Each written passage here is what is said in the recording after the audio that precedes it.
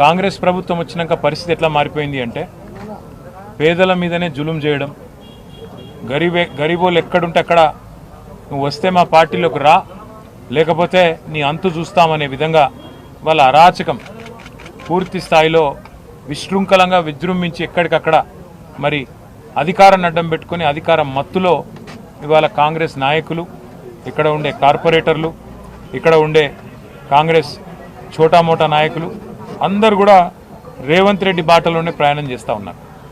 ఇవాళ హైడ్రా అనే ఒక దందా మోపు చేసినారు హైదరాబాద్లో. ఏంది హైడ్రా?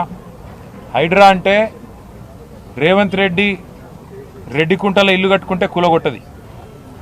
రేవంత్ రెడ్డి అన్న తిరుపతి రెడ్డి ఎఫ్టీఎల్లో ఇల్లు కడితే కులగొట్టది. రేవంత్ రెడ్డి గారి మనుషులు, ఆయన పార్టీలో ఉండే ఎమ్మెల్యేలు, మంత్రులు, వాళ్ళ ఇండ్లు బఫర్ జోన్లో ఉన్నా, ఎఫ్టీఎల్లో ఉన్నా, చెరువు మధ్యలో కట్టినా హైడ్రా గల్లబడది.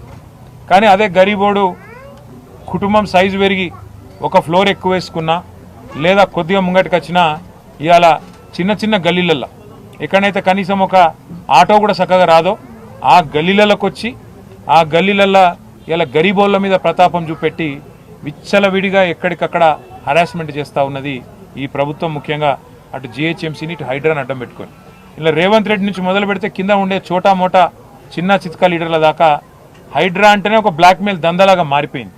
అట్లా ఈరోజు ఇక్కడ సర్దార్ మృతికి కూడా కారణం కేవలం కాంగ్రెస్ ప్రభుత్వం యొక్క హరాస్మెంటు, వీళ్ళ యొక్క దుర్మార్గ విధానాలు తప్ప ఇంకోటి కానే కాదు.